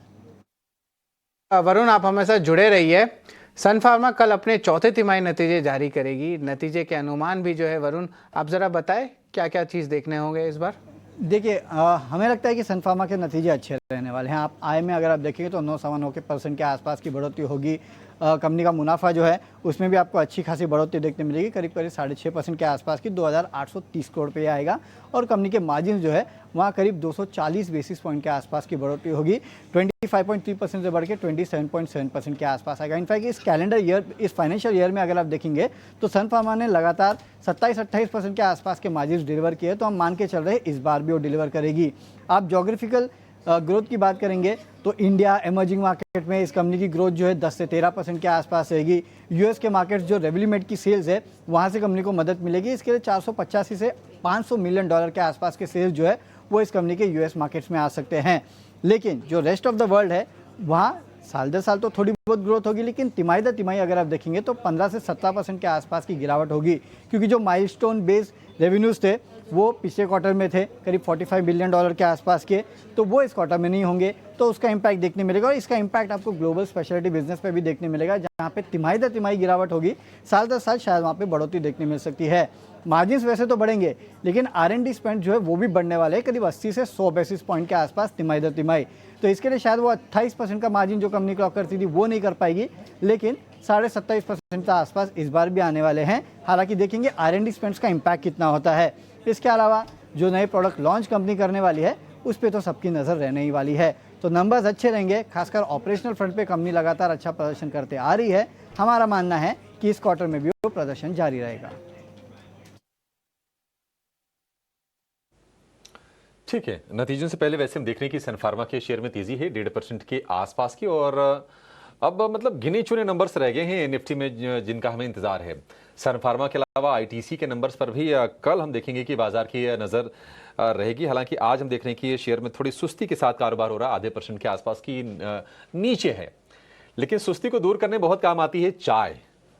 मानसी, आपसे जरा ये जानना चाहेंगे, आप जरा बताइए, और शरद अभी बताइएगा, और अपने दोनों एक्सपर्ट से भी हम कहेंगे, जतिन जी और नीरज जी।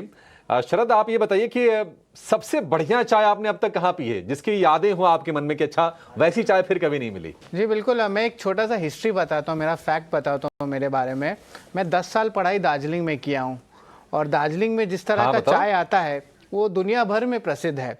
एक इंटरेस्टिंग फैक्ट भी बताता हूँ, जो पहला फ्लश होता है दार्जिलिंग के चाय का, वो सबसे पहले जो पहला क्रेट बनता है वो क्वीन ऑफ इंग्लैंड को जाता है। तो हमने जो है चाय बहुत पी है। असम में ब्लैक टी बहुत फेमस होता है, दार्जिलिंग में जो है दूध वाले चाय बहुत फेमस होते हैं, और जिसमें अरोमा वो बहुत ज़्यादा अच्छा देखने मिलता है। लेकिन जो सबसे मज़ेदार चाय होते हैं वो दोस्तों के साथ होती है। कोई नुक्कड़ या कोई कोना मिलेगा रास्ते में और बचपन के दोस्त मिल गए, तो कंपनी भी बहुत इंपॉर्टेंट होती है। चाय तो अकेले सब पी सकते हैं, लेकिन कंपनी वो बहुत इंपॉर्टेंट होती है। एंड ऑफ कोर्स अभिषेक, जब आप बॉम्बे आएंगे तो मैं, मानसी, हम तीनों मिलके जो है दर्शकों के साथ भी चाय पे चर्चा करेंगे। स्टॉक्स तो रहेगा, लेकिन चाय भी बहुत इंपॉर्टेंट होती है, और चाय जो है भारत का आप कह सकते हैं नेशनल पास टाइम भी है, तो इम्पॉर्टेंट ज़रूर है, सुबह से लेकर शाम या इवन रात में भी। चाय कभी पी सकते हैं शरद, मतलब आप देखिए कि गर्मियां इतनी ज़्यादा हैं दिल्ली में, बट फिर भी मैं बाहर निकलता हूं अगर 5-10 मिनट के लिए, मतलब चिलचिलाती धूप में लू चल रही है, फिर भी लोग चाय की चुस्कियां ले रही हैं। तो चाय तो ऐसी चीज़ है कि चाय सिर्फ पेय नहीं है, चाय तो एक कल्चर है। मानसी, आप बताएंगे कि आपकी बढ़िया सबसे अच्छी वाली चाय आपने कहाँ पी है अब तक? अभिषेक, मैं एक्चुअली चाह रही थी कि आप ये सवाल मुझे पूछें, और आप पूछ भी रहे थे, तो अब फिर आपने शरद से भी पूछा। मैंने सबसे बढ़िया चाय कहाँ पी है? मैं हर रोज सबसे बढ़िया चाय पीती हूँ, वो है घर की चाय और मेरे मम्मी के हाथ की चाय। और सच में मैं इसे बढ़िया इसलिए कहती हूँ क्योंकि लिटरली मिंट लीव्स, अदरक, पुदीना, सारी की सारी चीज़ें डालकर ये जो खड़े मसाले जो कहे जाते हैं वो बनाकर हमारे घर में चाय बनाई जाती है, और ये सारे मसाले घर में ही हम पीसते हैं। तो मैं कभी भी बाहर कहीं जाती हूँ तो मैं कॉफ़ी ही पसंद करती हूँ। वैसे I am a tea person, लेकिन घर की चाय मेरी फेवरेट चाय है। तो बिल्कुल नीरव, एक सवाल है, तो फिर ऐसा है ना कि बाहर अगर आपको लगे कि नहीं चाय कहीं नीरव जी, हाँ, आप टी पर्सन है कि कॉफी पर्सन है? जी जी बिल्कुल, सॉरी, तो yes, I love tea as well as coffee, मैं दोनों पीता हूँ। एंड सी, मैं बॉम्बे में एक घाटकोपर एरिया में रहता हूँ, तो यहाँ पे एक उडीपी रेस्टोरेंट है जहाँ पे मैं करीबन 15 से 16 साल से जा रहा हूँ, एंड हर बार मैं वहाँ पे जाता हूँ और मैं चाय पीता ही पीता हूँ। तो it is like my second home now.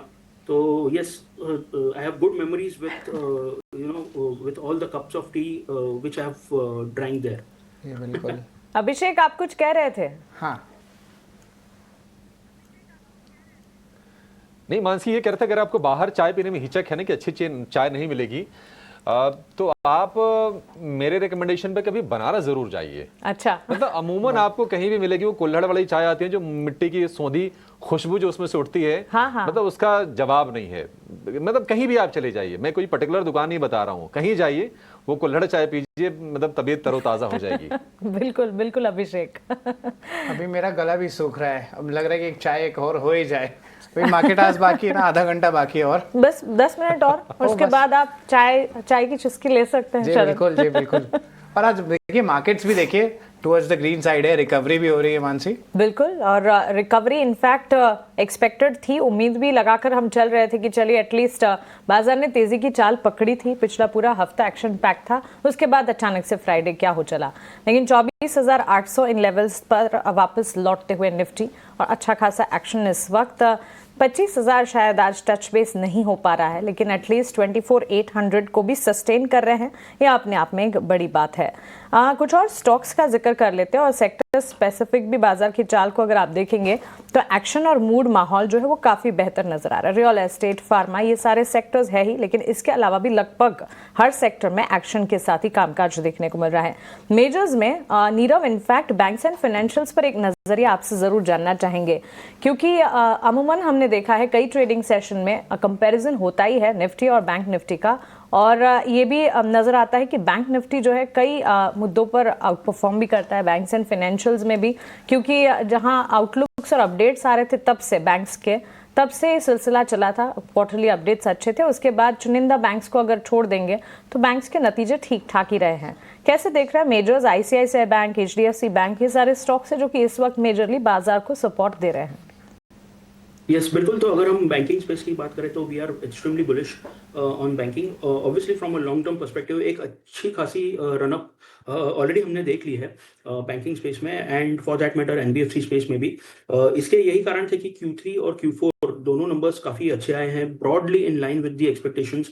Obviously there were some stocks, some companies जहां पे इस पर्टिकुलर स्पेस में जो आंकड़े हैं वो इतने बेहतरीन नहीं आए, बट कुछ कुछ बैंक्स हैं जहां पे बहुत ही अच्छे आंकड़े हैं, and in case the market has gone down, कोई करेक्शन ही नहीं देखा हमने उसमें।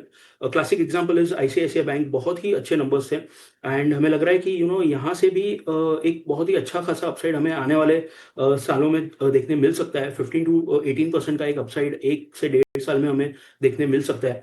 तो आईसीआईसीआई बैंक हमारा टॉपिक है from the banking space. Private banking space में पीएसयू बैंक्स के आंकड़े भी काफी बेटर आए हैं, बैंक ऑफ बड़ौदा हो या फिर कैनरा बैंक हो या फिर एसबीआई हो, तो ये भी स्पेस हमें अच्छा लग रहा है। काफी अट्रैक्टिव हो गए हैं valuations after the correction which we have seen. तो ये सारे नाम आप अपने रडार पर रख सकते हो। Any correction in these stocks can be a very good buying opportunity.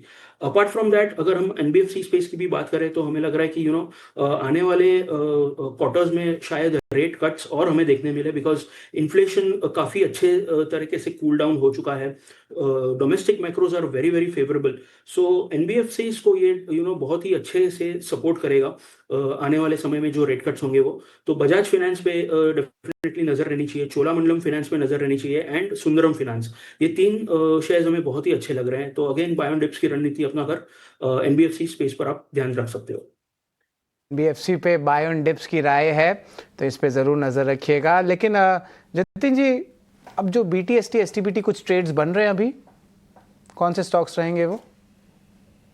Yes, जो हमें अच्छा लग रहा है एक बीटीएसटी ट्रेड है, वो है एमसीएक्स पे। तो एमसीएक्स में हमने देखा है एक शार्प रनअप के बाद पिछले 2 या 3 ट्रेडिंग सेशन से एक रेंज में ट्रेड कर रहा है। वो अपने सपोर्ट लेवल्स पे आके रुका है और यहाँ से एक next leg of the up move start हो सकता है। तो एमसीएक्स पे लॉन्ग करने की सलाह रहेगी करंट स्तरों से। 6300 का स्टॉप लॉस रखना होगा, और ऊपर में हम 65, 25 और 6600 के टारगेट एक्सपेक्ट कर रहे हैं। यहाँ पे तो इम्पोर्टेंट ट्रेड्स बन ही रहे हैं, लेकिन एक और अगर यहाँ पे अगर आपको इम्पोर्टेंट कॉल देना पड़ता, खासकर कि बैंकिंग स्पेस से, यहाँ पे बैंकिंग स्पेस में देखिएगा, एक बार निफ्टी बैंक का चार्ट लाइए, यहाँ पे जो है एक अच्छी रिकवरी देखने मिल रही है। प्राइवेट बैंक स्पेस में थोड़ी सी एफआईज की भी जो चर्निंग होती है वो भी हमें देखने मिल रहा है, थोड़ा सा बाइंग बढ़ रहा है। तो अगर प्राइवेट बैंक स्पेस पे आपको जो है बेट लेना पड़ता जतिन, तो ये कौन सा रहता प्राइवेट बैंक यहाँ पे? देखिए, हमें लगता है कि प्राइवेट बैंकिंग स्पेस में डेफिनेटली एक आउट परफॉर्म किया है। हमें जो सेकंड रंग स्टॉक्स है, यानी कि जो छोटे प्राइवेट सेक्टर बैंक, उसमें से हमें फेडरल बैंक में एक अच्छा अपमूव देखने को मिल सकता है। थोड़ा अंडर परफॉर्मिंग जरूर रहा है ये स्टॉक रिसेंटली, लेकिन जो प्राइस स्ट्रक्चर है, जो चार्ट पैटर्न्स है, वो अभी दिखा रहे हैं कि इसमें एक 207 से लेके 210 रुपए तक का एक अपमूव हमें इमीडिएटली देखने को मिल सकता है। इसमें जो स्ट्रॉन्ग सपोर्ट जोन है वो 198 के आसपास का बन के आ रहा है। तो federal bank private sector bank में से हमें पॉजिटिव लग रहा है 210 के टारगेट के लिए।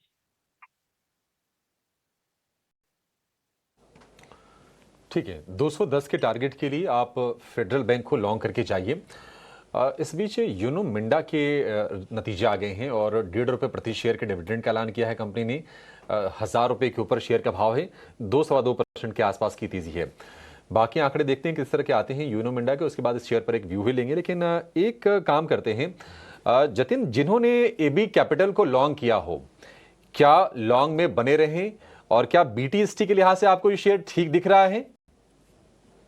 डेफिनेटली एक बुलिश फ्लैग पैटर्न का ब्रेकआउट है एबी कैपिटल में। हमें लगता है कि जो आज क्लोजिंग आ रहा है वो 221-222 के आसपास के रेंज में आना चाहिए, जो डे हाई के लेवल पे क्लोज हो रहा है। तो डेफिनेटली डिमांड है ये स्टॉक के लिए, और हमें लगता है कि डेफिनेटली ये बीटीएसटी कैंडिडेट है कल के लिए। जिन्होंने आज लॉन्ग किया है वो डेफिनेटली कल के लिए लॉन्ग कंटिन्यू करके जाइए। इसमें ऊपर में हमें इमीडिएटली 226 से लेके 227 के लेवल्स हमें देखने को मिल सकते हैं, और जो इसका क्रूशियल सपोर्ट एरिया है वो 218 के आसपास बन रहा है। तो रिस्क रिवॉर्ड फेवरेबल है, लॉन्ग होल्ड करके जाइए, बीटीएसटी के तौर पे भी कंटिन्यू रह सकता है। ठीक है, लॉन्ग होल्ड करके जाइए, बीटीएसटी भी कर सकते हैं 226 के टारगेट के लिए। यहां से 5 रुपए बन जाएंगे, 3 रुपए नीचे का आपको स्टॉप लॉस लगाना पड़ेगा। एबी कैपिटल छोटा सा ट्रेड बनेगा आपके लिए 226-227 के टारगेट के लिए। बाजार बंद होने में 4 मिनट के आसपास का समय रह गया है, लेकिन एक काम करते हैं, आशीषा हमारे साथ जुड़ी हैं और वो ये बताएंगे कि आईटीसी के नतीजों से क्या उम्मीद करनी चाहिए। आशीषा बताइए कैसे आएंगे नंबर्स इसके? बिल्कुल, आईटीसी के नतीजों की बात करें तो stable set of numbers expected है। सबसे पहले रेवेन्यूज़ की बात करेंगे, 16,980 करोड़ के आसपास आएंगे, जो sequential year on year basis पर करीब 2.5% का ग्रोथ होगा। लेकिन मार्जिन्स की बात करें तो यहाँ पर कॉन्ट्रैक्शन एक्सपेक्टेड है इस तिमाही में। रॉ मटेरियल प्राइसेस बढ़े थे जिसके चलते मार्जिन्स पर दबाव दिख सकता है। वॉल्यूम की बात करें तो सिगरेट वॉल्यूम ग्रोथ 4.5% के आसपास एक्सपेक्टेड है, लेकिन पेपर बिजनेस की प्रॉफिटेबिलिटी में इस क्वार्टर में डिक्लाइन दिखेगा। और पेपर बिजनेस के पैट की बात करें तो कंपटीशन बढ़ती हुई नजर आई इंपोर्टेड पेपर के चलते, जिसके चलते पेपर बिजनेस के इस पर्टिकुलर सेगमेंट के रेवेन्यूज और प्रॉफिटेबिलिटी पर इस तिमाही में दबाव दिखेगा। मैनेजमेंट की कमेंट्री किस तरह की निकल कर आती है रूरल और अर्बन ग्रोथ को लेकर, डिमांड को लेकर, कॉम्पिटिटिव लैंडस्केप को लेकर और रॉ मटेरियल प्राइसिंग को लेकर, उस पर सबकी नजर रहेगी। लेकिन ऑल इन ऑल 4.5% का सिगरेट वॉल्यूम ग्रोथ एक्सपेक्टेड है।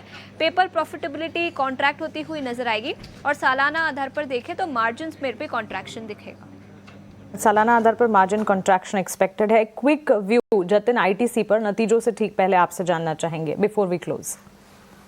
देखिए आईटीसी में हमें लगता है कि कहीं ना कहीं एक रेंज में ही ट्रेड कर रहा है, 440 और 425 की रेंज में पिछले 4 या 5 हफ्तों से ये ट्रेड कर रहा है।